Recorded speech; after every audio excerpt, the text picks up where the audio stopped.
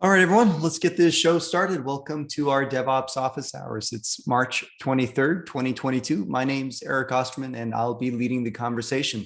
I'm the founder and CEO of Cloud Posse. We're a DevOps accelerator, which means that we help companies own their infrastructure in record time by building it together with your teams and showing them the ropes. So if that sounds interesting, head over to cloudposse.com/quiz to get started. Again, that's cloudposse.com/quiz to get started. For those of you new to the call, the format's very informal. My goal is to get your questions answered. So feel free to unmute yourself at any time when you want to jump in and participate. If you're tuning in from our podcast or YouTube channel, you can register for these live and interactive sessions by heading over to cloudposse.com/officehours. Again, that's cloudposse.com/officehours. We host these calls every week. Our call today is recorded.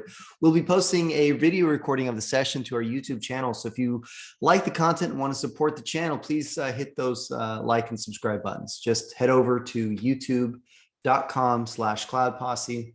Again, youtube.com/cloudposse. Don't forget to share these videos with your team. It's a great way to expand the community and get everyone on the same page. So with that said, got lots of little announcements for this past week. The 800-pound gorilla that everyone is talking about, of course, is Okta. So I don't know, depending on how you want to say it, Okta was hacked. Really, it was a less sophisticated attack from my perspective. It was yet another phishing type attack. It looks like the account of a support engineer was compromised, or at least the laptop or workstation of a support engineer was compromised. This was an outside party to Okta, somebody that Okta contracts to, probably some staff augmentation type of company or support company. And the press release from Okta is designed to not rattle the stock, of course, and downplay the size of this event. But they say that it's always great to use statistics and use the smaller number for bad things. So in this case, the smaller number here is 2.5% of customers were possibly exposed to were in some way touched by this account that was compromised. And that works out to 2.5% of 15,000 customers. So what is that? I mean, it's probably like 400 plus Okta accounts, which is significant.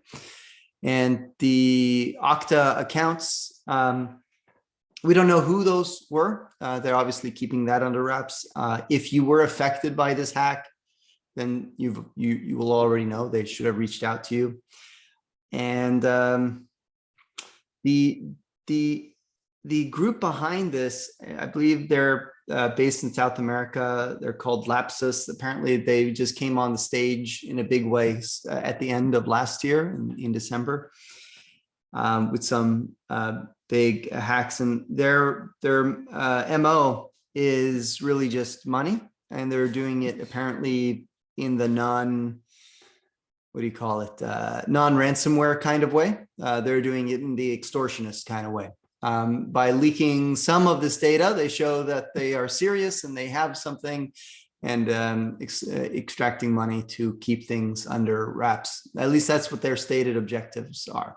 They say they're not affiliated with state actors, but who knows? So why this is, I think, more sinister, so sinister than maybe they let on with this press release is that, so the support engineers couldn't actually view any sensitive data as a result of this. And they had restricted access to the types of operations they could perform. But one of those is resetting MFA for a user account. And you could imagine that a group like this, Lapsus, they would be doing a targeted attack. So they probably already had compromised accounts at a number of these Okta accounts. This is me putting on my thinker hat, and combining that with the support account, they'd be able to reset the MFA, and then they'd be able to gain or elevate permissions at the individual customer accounts. So I think that's what makes this attack possibly so scary, even though the gist of it was kind of a simple, phishing type exploit. Anyone have anything more to add to this? Another take on it, perspective?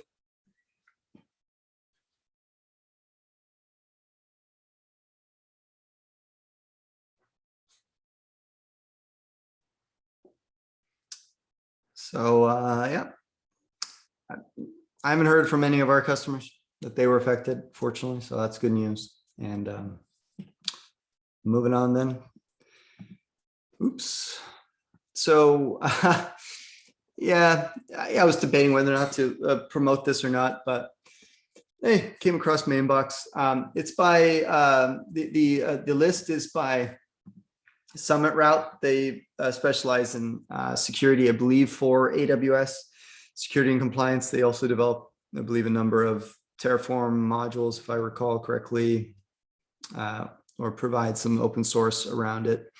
So they started a new repo, the IMDS v2 wall of shame. Companies that don't yet support it, but probably should, especially companies that are in the security space. We've come across these and some others. I guess I won't do any shaming on office hours. That's not nice, but the reason why this is such a big deal is that without going to IMDS v2, the metadata API is directly accessible via GET requests on the instance. And depending on the applications that are running on there and possible attack vectors, you could actually exfiltrate information from that EC2 instance from the metadata API, for example, service account roles with the temporary AWS credentials, which would be catastrophic. Especially since this highlights a list of security like appliances, you would expect them to be on top of the latest things with the AWS metadata API. So V2 adds the requirement that requests are signed and are put requests, I believe, versus just standard GET requests. So that is that. Anything to add to this, Matt, Calhoun, maybe? Nope. Well, just that there are way too many vendors that I've come across that that don't support it, and they all seem to be in the security space, which is so like frustrating. That's the most surprising. There's well, it also probably has to do with that they're also doing the most like in-depth things on the instance that so implementing it is harder for them, but that's still no excuse. Like they should all be doing this. So yeah, if they depend on metadata, they should depend on this version of the API update. So spread the word. Ask your vendors to request them. All right. I forget what led me down this path. Oh, I know what it was. So there is, there's the the Terraform local file resource, which I think it's outlived its utility for anybody these days that's practicing proper Terraform with GitOps. The local file resource is great, I guess, for provisioning local files on literally like your local workstation. But if you're using it for anything else in an automated fashion, it's pretty much useless, because in a CI context, you'd be checking out all those files locally. I mean, you're checking out the source control. It's always a fresh instance, and anything created by a local file would be wiped out when that run is over. So local file is interesting when you, as part of your process, want to generate a file to disk for one reason or another, and then reference that possibly from other resources as part of your provisioning process. We have an example, for example, with the kube config. We want to generate that temporarily as part of the provisioning process, so we can work with the Helm file provider, which doesn't use the built-in built-in Terraform Providers interface. It's just calling Helm file, which calls Helm on the command line. So we need a file there, but we don't care if that file gets erased. We don't care if it gets regenerated every time. There's no performance implications there. So we need to create that file somehow. So I was just seeing, hey, is there any Terraform provider out there that implements creating a file as a data source instead of as a resource? Because then it would, then we wouldn't get this permadrift situation that we get with local file. I couldn't find one. It's against the Terraform. It is the Terraform, whatever guidelines, because they're supposed to be no side effects of data sources. Basically, that's the TLDR. Yeah. Like they shouldn't affect any resources or change any resources in them. They should only like look up data and then provide a result of the lookup.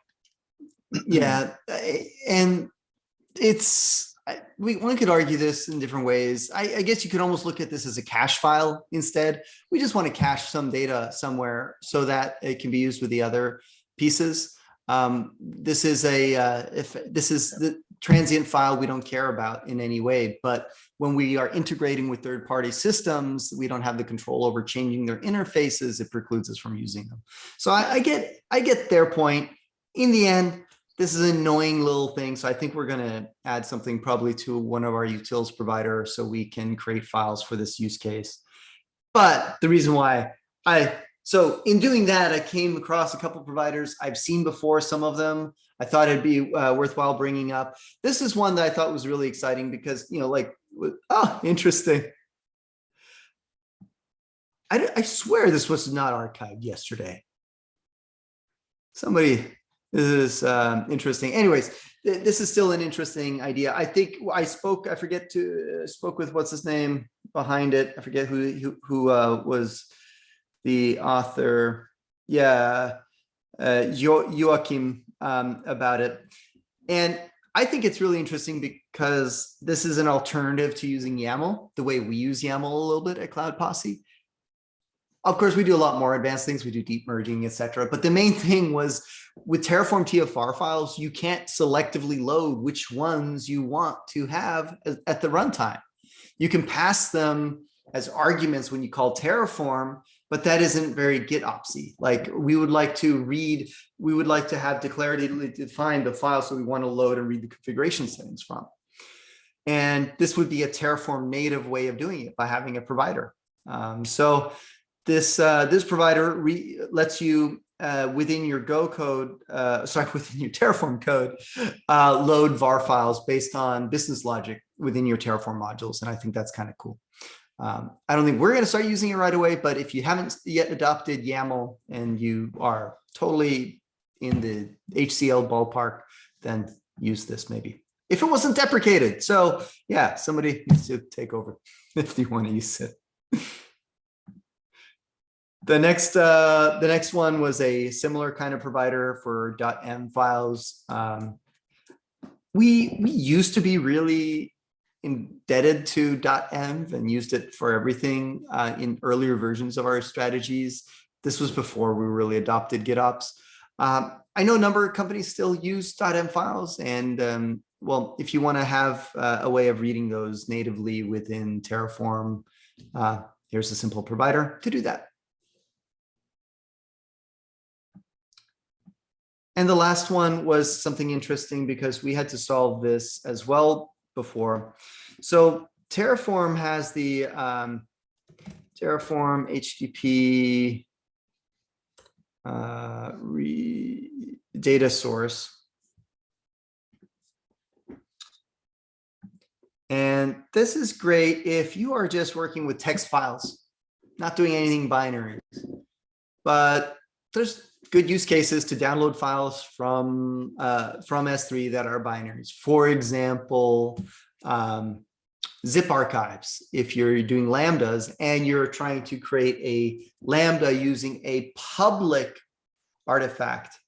So what we did was we implemented a hack back in the day using curl, but we wanted to use this one. We couldn't because the zip archive is binary. So this provider that I came across here, AWS Download, lets you download any file from S3, even if it's a binary. Now, for the Lambda use case, well, that's a beautiful segue, actually. So Cloud Posse has finally released our AWS Lambda function, thanks to Matt Calhoun, who's been working on this in between other things over the last month or so. And the reason why I would say the reason why I have specifically warmed up to Lambdas in AWS most recently is the delivery mechanism is now standardized. So the same way we could the same way we could package and bundle applications for ECS or Kubernetes now is more similar to how we could do it for Lambdas. We can build a Docker image and deploy it. So with Lambdas supporting Dockerized ECR, and now with ECR supporting cross account, now with Dockerized Lambda supporting cross ECR pools, I think Lambda is a great alternative to ECS if it fits your use case. So we implemented the AWS Lambda function in such a way that it makes this easy to take advantage of, deploying Dockerized Lambdas with cross-account ECR. At least I think so. Matt, anything you'd like to add to this? No, other than it also supports like zip files if you want to use those like the old way as well. It isn't exclusive to that, but and it works with public ECR, right? Yeah. So this is what's really rad. So up until now, it's been really hard to distribute applications in an open source manner that like Cloud Posse does, that also doesn't burden the end user for having a CI pipeline to build artifacts, or using some nasty hack like local exec in Terraform to build your artifacts. And Terraform is not a CI tool. You shouldn't be building your Lambdas in Terraform, if you ask me. So I like this solution because now Cloud Posse can start distributing more Lambdas as Dockerized images through our public ECR that we're launching any day now, and then distributing modules that use those, which means that, hey, if you want to build it yourself and do it, great, we're not stopping you. But hey, if you don't have that tooling in place today and you want to leverage what we provide for free for right now, go for it. And we have some projects we'll be launching this way and distributing. So good things. Yeah, so it's worth noting. Oh, go ahead. Go, Jim. Go. I'll read the RTFM. So I don't want to belabor the point, but does this mean that I plug this module into the end of my CI process for something for a Lambda that I want to deploy? Is that how it works? You basically would, in your CI process, you'd build a Docker image that contains your Lambda code, and the from in there is the AWS Lambda Docker image. So you build that, you push it to your ECR repo, and then this is a regular Terraform module that then launches that image that you built from a Docker repository as a Lambda. Basically, that's the idea. So it will download it and it will launch it in whatever account you want as a Lambda function.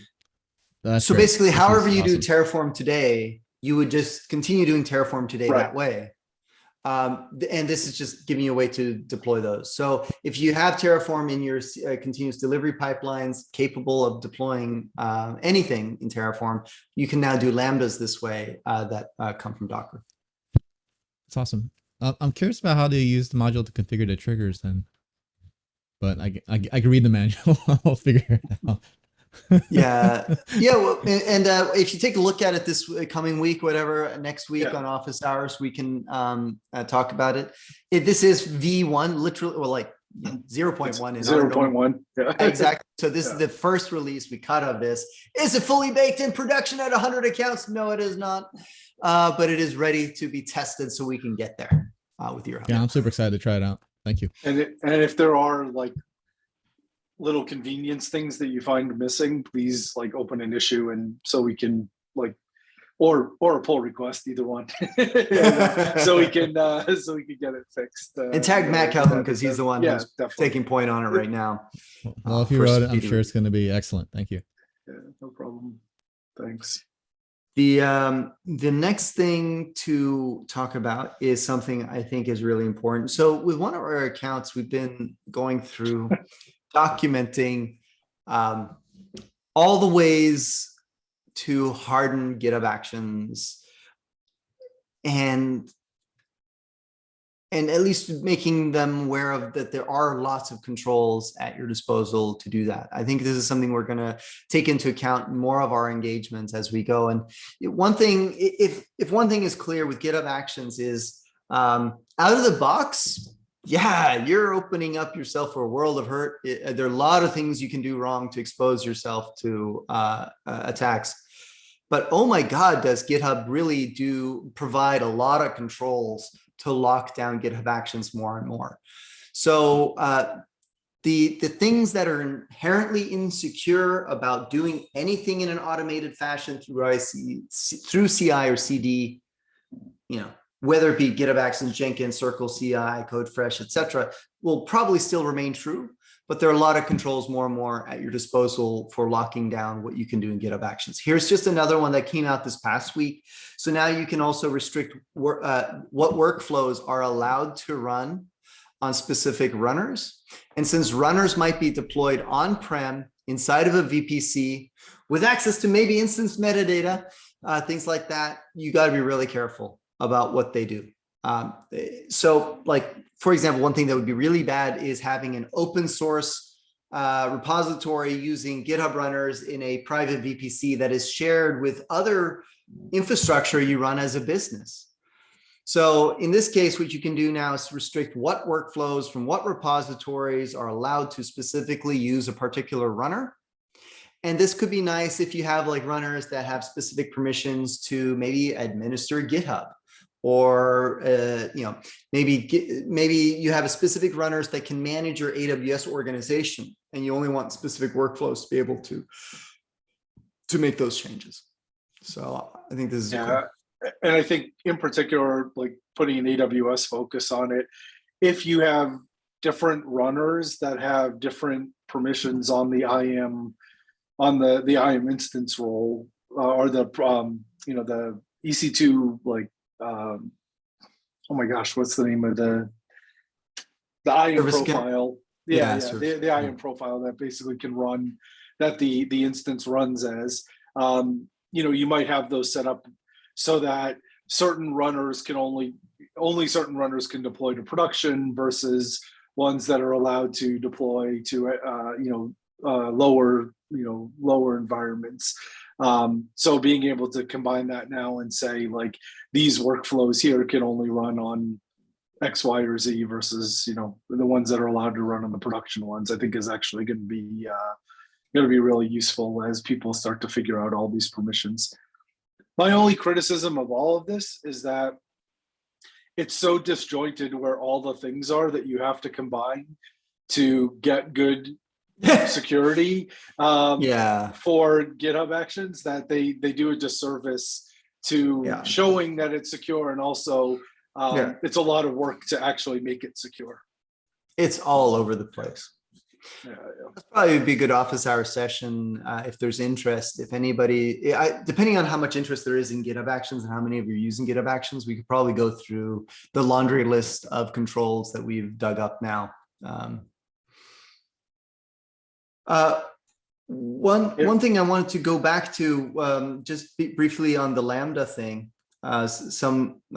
Christopher Pict was asking a good question, like, what are the reasons to not deploy Lambdas via Terraform? Or let me reframe that in terms of negatives, like why would you want to deploy Lambdas in Terraform versus using something else? And there's no black and white answer for this.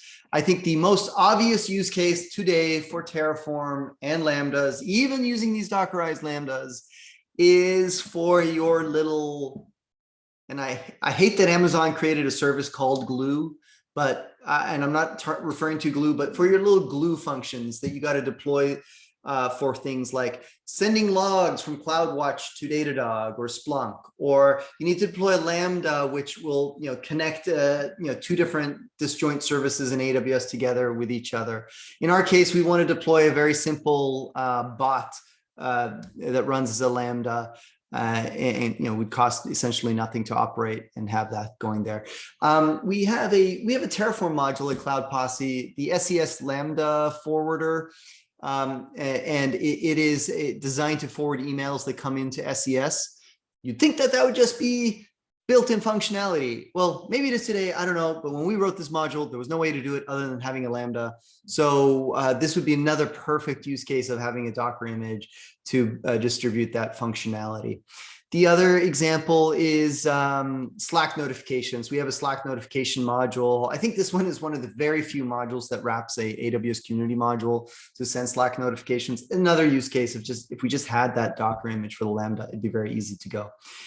Now, where I'm less convinced it is necessarily the best option is, okay, your organization is very mature in serverless. You have 500 functions, and we're saying you got to use Terraform for that. Yeah, I don't know. You're probably using a better framework than Terraform for it. You're probably using serverless or CDK or something. I'm not going to say that you got to switch to this. So choose the right tool for the job. I guess the other argument for it is that what you can do is, if you have a CICD pipeline that for all of your applications does a build process and creates an artifact, and then you store that artifact somewhere, and that is your build process, and then you have a separate deployment process that takes artifacts and launches them in different environments at different times. Being able to create a Lambda function as a Docker image and being able to launch a particular version of that function in an environment and then promote that same version to multiple different environments is actually something very desirable for people who care about those types of things across their organization, not just for the functions themselves, but for if that's the process they use for everything, including content, including other applications that might be interacting with them, doing an orchestrated deploy of versioned artifacts actually makes a lot more sense, where the by default, I'll at least say serverless and the other frameworks don't exactly do that. You kind of usually do like a serverless deploy, and it just launches your latest version like to an environment for you, and then you don't necessarily have the artifact that you can promote as easily. I know there are ways around that, but just thinking it through, there's just it's just a slightly different view on how to actually do deployments to Lambdas. Yep. Amer or Chris, any thing you'd like to add to this? You've been very active in the Zoom chat. I always struggle staying on top of the chat as we're talking here. All right. Let's see. We were talking about. Yeah, so there, for example, someone else shared Amer shared an example of the Terraform AWS modules, which is totally unaffiliated with Cloud Posse. But I believe this part of this module and its approach to Lambdas has historically been to build, to use local exec to build things. But, yep, it's being built in a Docker container, and you can also just give it a path to a zip. And I think also Docker image. I haven't used it with a Docker image. Yeah. So, and I believe it leans on has some Python behind the scenes to help manage all of this. And this is why I just don't like the approach in Terraform to kind of break that boundary that Terraform is now running scripts and things. Yeah, and you also can get, well, I guess if what Vlad just said was true, maybe it's not as big of a deal, but I think a previous version of this used to just build the zip.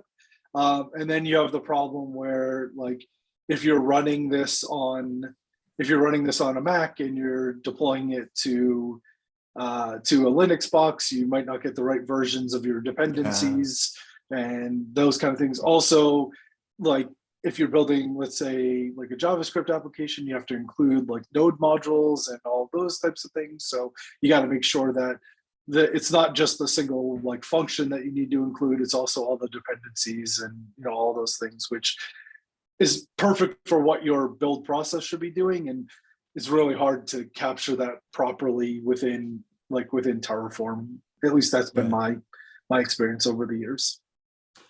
Yeah. So I mean, I think this was the. Go on, Matt. Sorry, Eric. I was just going to say, I think that's been, I don't know, that's been my experience whenever I've used this module. And I think that the one escape route for those of you using it that I wanted to mention, because I can I immediately agree with Matt's thoughts on it, that it just like kind of creates this bad build cycle. But then the thing that you can turn on, which I've done, is for usages of this module, is you can enable it so it gets deployed from S3, and then your CI process can build and push to S3, and that way you're not building via this Python script that Eric has up. You can still involve your CI process, and it's a way to get around some of the ugliness in this module. But there's so many options and so much going on here that there's a lot of ways to skin the cat, so to speak. Yep, and that's basically the same approach that we've taken with the new module that we launched, is that your CI process builds the artifact and deploys it somewhere, and then the Lambda module grabs that artifact and launches it as a Lambda. So I like that breaking those two in half, whether it's our module or Anton's module or whatever like that. I really hate the idea of building Lambdas within Terraform. It just causes so many problems. Agreed. And I would say I'm excited for what you folks have made in terms of it being like Docker first approach seems the right way to do things, because then you don't have different ways of building your artifacts like you were talking about earlier. You have one always, you're always building images. That's whatever code you're deploying, it's in an image, and that feels cohesive, and that's important. Yeah, I like that. And we've been using a lot of composite actions lately. So now we just have a composite action for how we do Docker builds, and we can reuse that even for the Lambdas now. It'll be just the same every time. Okay, the one last announcement was this. It was kind of interesting, confusing, good, bad, all at the same time. So weeks ago or months ago, I don't know what it is now, AWS or HashiCorp came out with the V4 of the AWS provider, which did a lot of nice refactoring of things that were previously options in resources to dedicated resources, which overall makes module development easier and better. But S3 is such a integral part of many architectures, and you have probably a lot of S3 buckets deployed that if you've been managing those with Terraform, boy, what a pain in the butt it is to move it over. So we updated our Cloud Posse module to support V4, and then they just now 5 days ago backported all of those features into V3 while making the original options deprecated. I don't know in that deprecation if those are warnings. They're warnings. They're warnings. Yeah. Okay, so including in 4.0, they're also warnings. Oh, okay. Yeah. So it just provides a simpler migration path.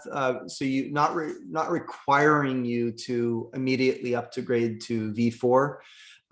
From a messaging perspective, it gets a little bit confusing, since we've been saying, just pin to version 3.x and you're fine. Well, now we need to say pin to version, pin to a version less than 3.75 if you don't want those nagging warnings. So yeah, this kind of bugs me, because this feels like completely against like Semver reasons. There's a reason there's a major version 3 and a major version 4, and if you're going to change the interface for like probably the most heavily used like resource within your provider.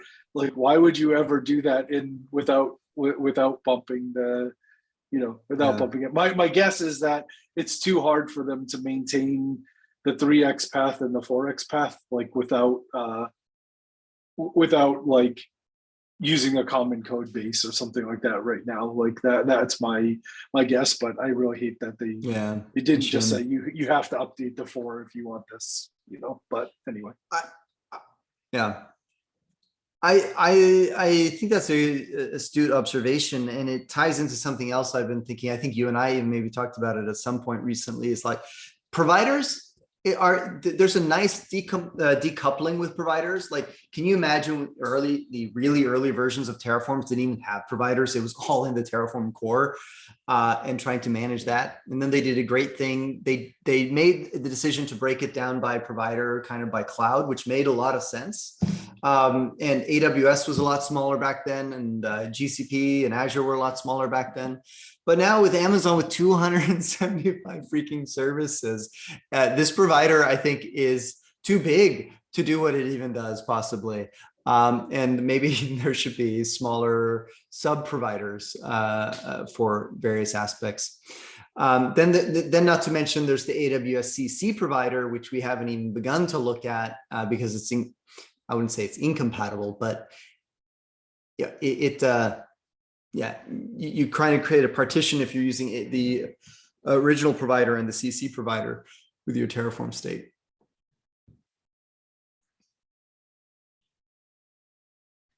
All right. Yeah, that's it would be pretty interesting if they refactored the AWS provider into a bunch of smaller providers. Like, they had one common like base that had all the utility functions and everything, and then there was like an AWS S3 provider or whatever, and then there was an AWS EC2 provider or something like that. That would be interesting.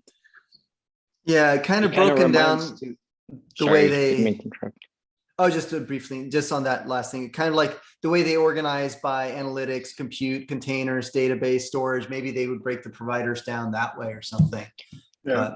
Yeah, I don't know if anybody caught the news how on the reInvent, how they sliced the new version of AWS CDK. Basically, the big learning that they had from version 1 was that packaging all the things in one package basically like grew out of proportions, and they decided for the CDK version 2 to go with the route where they maintain multiple packages for various languages of the CDK, right? So I wouldn't be surprised to see that same analogy is what they're trying to follow here as well, based on some of those learnings, but might be other reasons as well. I think the biggest obstacle would be, I don't think the move blocks that they have for Terraform state migration support cross-provider moves at this point, but you would basically need that if they came out with that, like, because your state now, in one version would be like built with the Terraform AWS provider, and then the next version you really want it to be the Terraform AWS S3 provider or whatever, and then you'd have to probably migrate the state, etc., like to match that. So I think that's probably the biggest hurdle, would be like how to migrate there. Maybe they'll break it out in version 4.1. Yeah. How about 4.02? That's right. Yeah, exactly. Like, yeah. What? I had a question. Sorry to hijack, but I had a question about the S3 migration. In our experience, we've had the ability to, after you refactor, just go ahead and apply, even though some of the resources will be created, because there would be consistent with the previous configuration, just refactor to the new 4.0 format. We generally haven't had any issues yet with just applying and creating the new resources, even though those new created resources will be the same as what's already there. Yeah, but has anyone seen different? That plan is scary, though. It is. Like, because you don't know that it's the same, because you see that you have all these changes. Human validated. Yeah. Exactly. But has anybody encountered any differently than that? I just want to hear if there's been edge cases. I've done that with a couple of personal buckets, and that was my experience. And I haven't seen any difference, but I was definitely taking a leap of faith after I read the plan like 20 times and confirmed it, and did all these other things. I was like, I hope I'm not destroying anything. Yeah, it's either you hand walk them through or you trust the automation. I feel like trusting the automation is a leap of faith there for sure. Okay, thank you. So moving into Q&A then, or were there any last comments on what we were just talking about? S3 bucket or S3 provider or AWS provider for S3. Okay, Q&A. Let's get into a couple questions. Matt, we have 2 questions for you. I can't recall. We talked about something like this recently. I don't know if that was the same thing or this is a new question. But otherwise, we can definitely revisit this question, which has been a popular topic in the past. Kind of, what are your latest and greatest interview questions for DevOps or strategies, or how do you kind of ascertain if somebody's a good fit through the interview process? I have one that I really like. Well, before, Matt, Gowie, do you want to add any additional context to that since you asked it, and then we'll go into answers? Oh, you're muted, by the way, Matt. We don't hear you. Yeah. we were just ignoring you. My bad. No, I think that kind of covers it. I was just putting questions together for my own purposes. I've interviewed for DevOps for clients a bunch in the past couple of years, but I haven't interviewed for myself for like hiring within my own organization. So I wanted to get if there was any approach or any thought process that people are following nowadays that's really working for them. Because I do find it hard, in DevOps is such a weird space because it's like Linux knowledge, it's cloud knowledge, it's individual tools that you need to know. It just like kind of crosses this crazy gambit of all the things. It's not just if you can program, it's if you can, have a little bit of knowledge everywhere.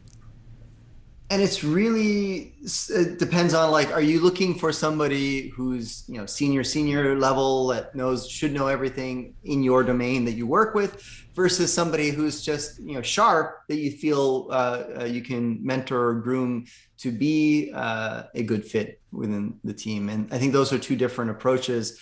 I'm only really good at the latter one. I'm not so good at the former one. I'm not so good at the latter one.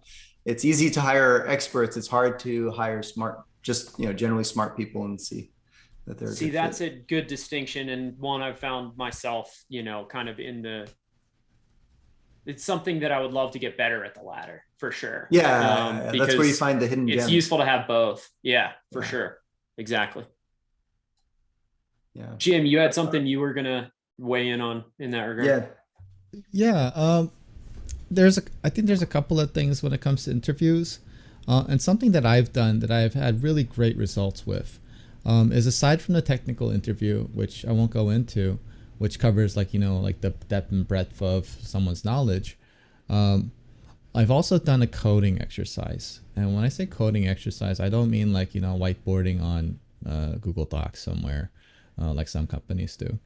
What I mean is like actually sharing the interviewee screen, give them warning ahead of the interview so they're ready, using the IDE of their choice, using the programming language of their choice.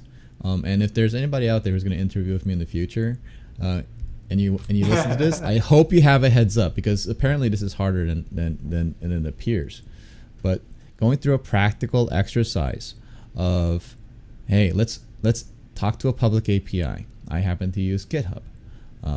Let's go interact with GitHub's API. We're going to pull some data. Then we're going to do a simple modification of data, right? You're going to get some JSON back. I want some subkeys from that, right? And I want some subkeys from that. And then I want you to, once we have that, to print it out in YAML. And just going through that practical exercise together, I learned a lot about just how, firstly, just initializing the project. Right, just starting there, pulling your dependencies if you have any. Right, if you don't have a standard library that includes like the ability to query requests. How they research, right? What are you Googling? And when you get to the API documentation, do you know how to read it? So these are the kind of things I do. It's a very simple exercise, honestly, because something if you code if you code professionally, then you've probably done this 1,000 million times, and I want to see that you've had that kind of level of expertise. And if not, then then we can learn together perhaps, and then we'll see where you're at, depending what level you're hiring for, right? But this is an exercise that I go through that I find to be very, very, very, very illuminating about a candidate's level of expertise. I do like that, purely because you could add in Git in there. And I mean, I don't know, how it happens. But like I had a client hired someone recently that they interviewed for hours and they ended up coming on and they just really didn't know how to use Git. They really didn't know how to code. Yeah. And it was, it happens. And it's kind of amazing. It's like, how did multiple people, this person went through 3 rounds of we just take it for granted at this point. Yeah. So I like that. Thanks, Jim. Thanks for adding that. So that literally just happened to my company. Somebody did the assessment and we found out that they had somebody else doing the assessment for them. They came in and knew nothing, and they went through 3 rounds of interviews that they nailed. But it was even they even had help on the back end with somebody talking in their ear when we were asking them questions. It's especially more of a problem that. now in the work remote culture, I think. Yeah. Yep. Some people can really talk the talk, but when it comes down to doing the work, you want to see them actually do the work. I think that's very important. Yeah. I'll take a different approach, notwithstanding what Andrew just said, is that I really like the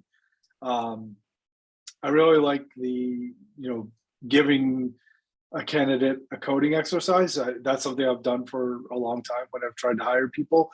But generally, I like to make it a little bit more substantial and something that I give them like as homework, if you will. Like I'll say, dedicate 1 day, like, or a half day or whatever we can do to, and this is usually the last step in the process when you've gone through all the other things and that you want to hire them, and you give them like a real world like problem that you've been working on in with the team, and ask them to solve that and write something and open a pull request, and you review the pull request with them and go through the code and see all those things. And I think that I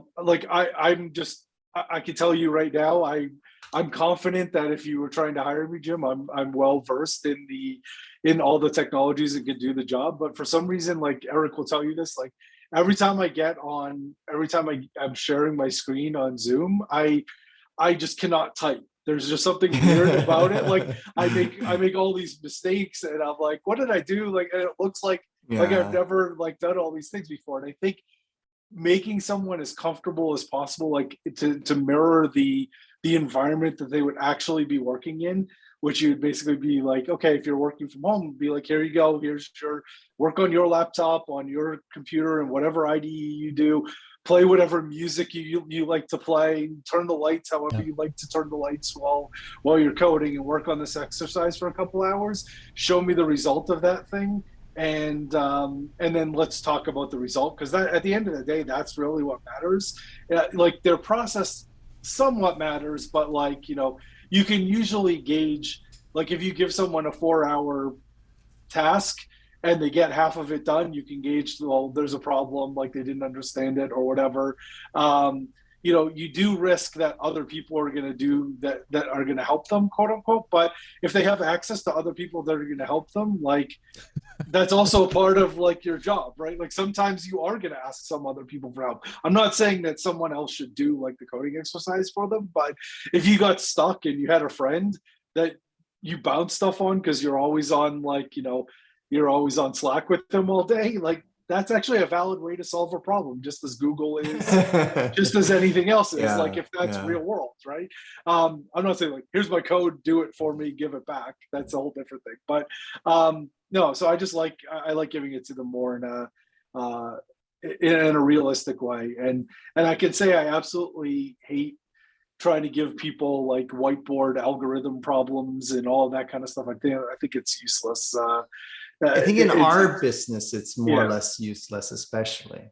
Yeah, Like, even in traditional software engineering, I won't say it's useless, but like whether or not someone knows how to do, like a bubble sort, on a whiteboard has very little bearing on whether or not they can actually solve that Yeah. problem. Like when 8 guys are staring at them, like asking them questions and trying to throw things at them, like that isn't real world. So let's put them in a real world scenario and see how they do. That's the way I look at it. I have choked really hard. I think I've said it here before, super hard on live coding, like freaking Python string interpolate, like parsing, like really stupid stuff that I know. yeah. And I have actually just refused, or, basically refused nicely. And most people have been like, yeah, you know what? I feel the same way. Everybody's got an option. And I think that gives you some time or gives them some time to like grok the problem and work on it a little bit, like you said, without the 8 guys staring at them. Plus, Yeah.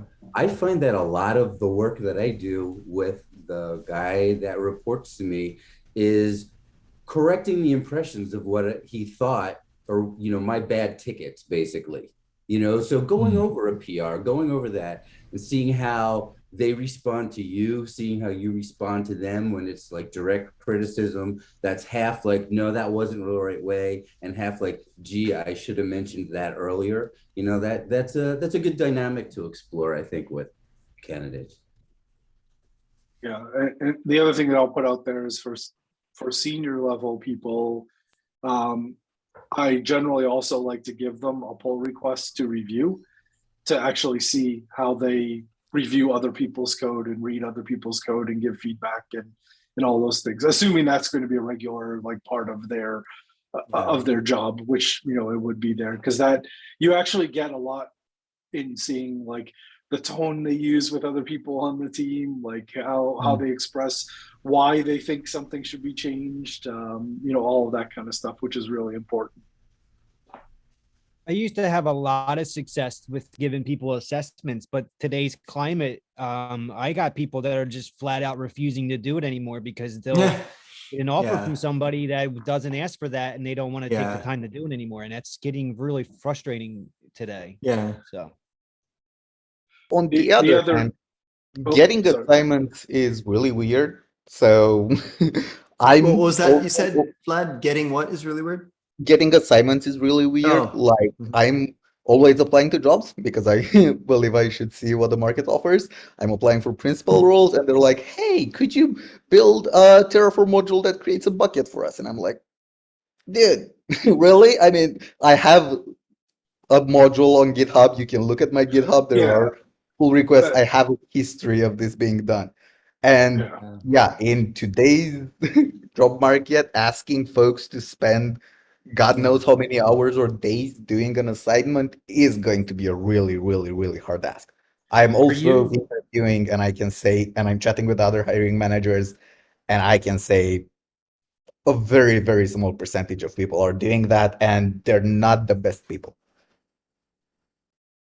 For you, Vlad, you looking for a principal role, somebody asking you to do an exercise like you just mentioned that seems like a joke, but for a more junior person who you're just trying to make sure that they're not starting from exactly zero, they're starting from, 10 miles an hour, 20 miles an hour, instead of, you're at 60, it's ridiculous for you to, slow down to do an exercise like that. So I fully get that point of view, but okay, maybe using me as an example was a bad idea. It's not only me, it's also friends that are, no, for juniors, I get it, it makes sense. For everybody else, it's a really, really intense ask.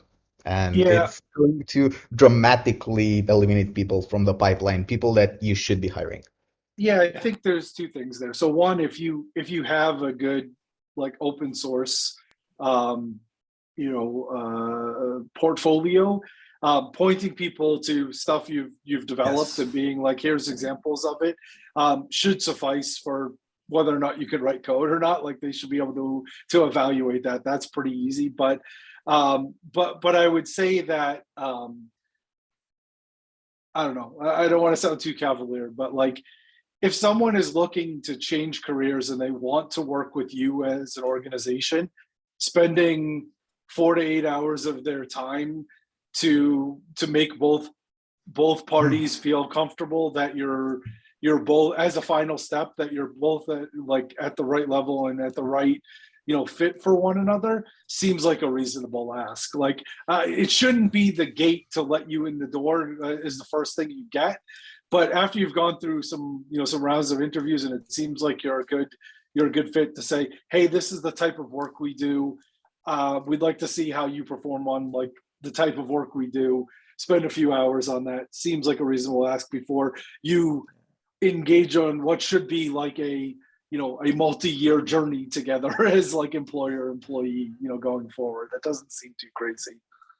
In my opinion. I will say that I think that I will say that, I agree. I think the fundamental aspect here that we're kind of on the same page about is that you want to be able to work with the candidate even in a little bit, just to see what they work like, right? As opposed to how they interview and talk. And I think that's a very important thing to do, whether you give them an assignment or whether you live code with them. And I acknowledge that live coding does have its challenges because, you don't want to make it nervous for them. And in particular, I did want to add that when I do my live coding challenges, I present myself as a pair programmer that I'm pairing with you and not putting you on the end of a spectrum or at the end of a microscope to look at everything you're doing wrong. I specifically say that, like, hey, look, I want you to make mistakes. I want us to learn about this together because I don't expect that you have all of the answers. And what's not to say we can't learn from them through that pair program? Exactly. Like they can say, hey, didn't you know you could do it this way instead?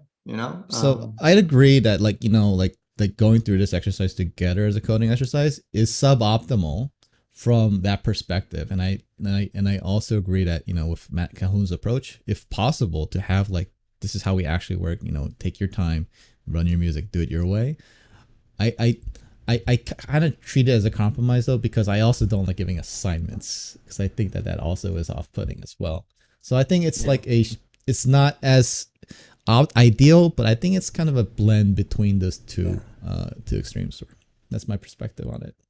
Christopher, offer both options. I think that's like not that bad. might be might be a good way to. That's not a bad idea. It's not a bad idea. I think that's a good way. It also addresses that fact that you're adaptable to the different ways people think and work.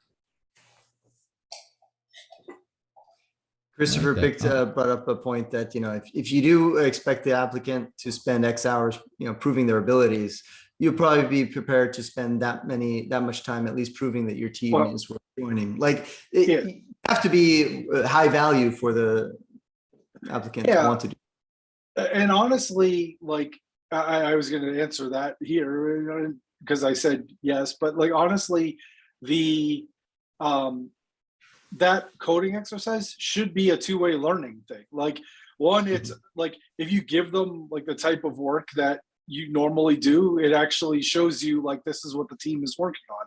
Second, when you get together with the person to review their code that they produced, it shows you how this person as a manager is going to interact with you and is going to review the work that you do and give you constructive criticism and feedback and encouragement and guide you in the right ways. Like, so it is a two-way learning process. It isn't just like only so you can evaluate the candidate's code. It's basically so that it can go both ways there too. So, and if you can, drop them in. If you work in Slack all day, drop that person in the Slack channel so that if they have questions, or a Slack channel so that if they have questions, they can ask while they're working on it, like just like they would in a normal day. So try to make it as close to a regular working environment as possible so that you get that in both directions. So I know we're out of time, so I'm wrapping up now. Well, thanks everyone for your participation today. It was a great question, Matt Gow. I hope you got some more ideas for your recruiting process there. Let us know how it goes. If you want to catch up on this episode, share it with others in your team. We'll be posting it later on today. You'll be able to find it at youtube.com/cloudposse. Go there, subscribe to our channel. It helps us out a great deal.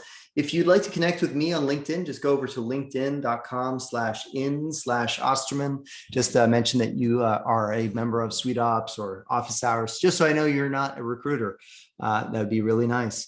And if you are interested in working with, oh shoot, now the cat's out of the bag. Recruiters are going to start saying, "Hey," no, I'm joking. If you are interested in working with Cloud Posse at some point in the future, the best way to get started is by taking our quiz. It helps us understand if we are a good fit. We're very selective about the kinds of accounts we work with, and we want to make sure that our model is a good fit for what you need. So go to cloudposse.com/quiz to see what that process looks like. And if you haven't already joined our Slack team, that's where a lot of the conversations leading up to office hours takes place. Go to slack.cloudposse.com and register. We're a large community of like-minded individuals who are really friendly and amazing to work with. So see you all next week, same time, same place. Adios.